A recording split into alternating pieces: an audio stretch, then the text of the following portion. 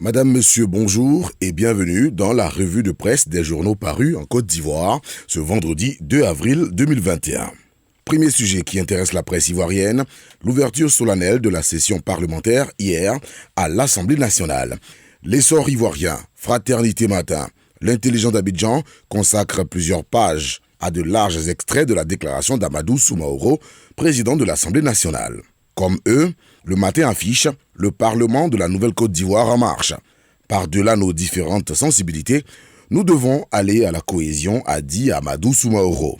Des journaux, eux, proches de l'opposition, ont regardé, quant à eux, le discours d'Amadou Soumaoro d'un autre œil. Ainsi, le Nouveau Réveil a placardé à sa une la pénible prestation du PAN Soumaoro et notre voix de dire le discours laborieux d'Amadou Soumaoro, qui n'était pas au mieux de sa forme, selon ce journal. Pendant 15 minutes qu'a duré son allocution, il a buté sur les mots et repris plusieurs phrases comme si le discours n'était pas de lui. L'autre chose qui intéresse les journaux ivoiriens en ce vendredi, c'est l'acquittement par la CPI de Gbagbo et Blé Goudé. Alors que le président ivoirien Alassane Ouattara a maintes fois affirmé que rien ne s'oppose au retour des deux ex-pensionnaires de la CPI dans leur pays, l'héritage pousse la réflexion. À quand le retour au bercail de Gbagbo et Blé Goudé ? Pour l'heure, l'ancien président ivoirien a reçu ses deux passeports. Quant à Blé Goudé, rien n'est encore fait. Le patriote se penche, lui, sur ce qui attend Gbagbo en Côte d'Ivoire après son acquittement par la CPI. Dans une interview accordée à ce journal, Isiaka Diaby, président du collectif des victimes en Côte d'Ivoire, annonce des actions d'envergure dans les jours à venir pour se faire entendre.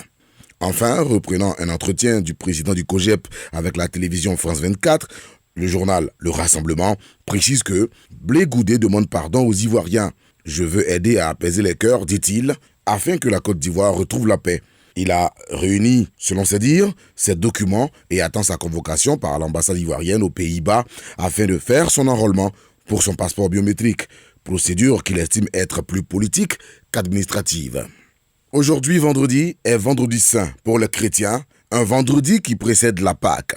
Mais c'est aussi l'effervescence au centre du pays pour la célébration du désormais Pakinou. Comme le quotidien d'Abidjan, le journal Le Mandat en parle. Après le rendez-vous manqué de l'an dernier en raison de la Covid-19, qui malheureusement sévit toujours, personne ne veut se faire compter l'édition 2021 de Pakinou. Conséquence, il faut dépenser un peu plus que d'ordinaire et surtout être patient. Pakinou d'accord, mais prudence sur les routes d'abord. Parce que vos journaux reviennent aussi sur un grave accident survenu sur l'axe à Ferké-Ouangolodougou, faisant un bilan provisoire de 16 morts et de nombreux blessés, et cela après l'accident du 24 mars, survenu sur l'axe à Boiflé-Yamoussoukro, qui a fait 20 morts. Pour ce nouvel accident, c'est un car qui a violemment percuté un camion-remorque en stationnement. Le quotidien d'Abidjan et l'héritage en font l'écho. À vos journaux et bonne lecture. Radio de la paix. Se parler, s'écouter, se comprendre.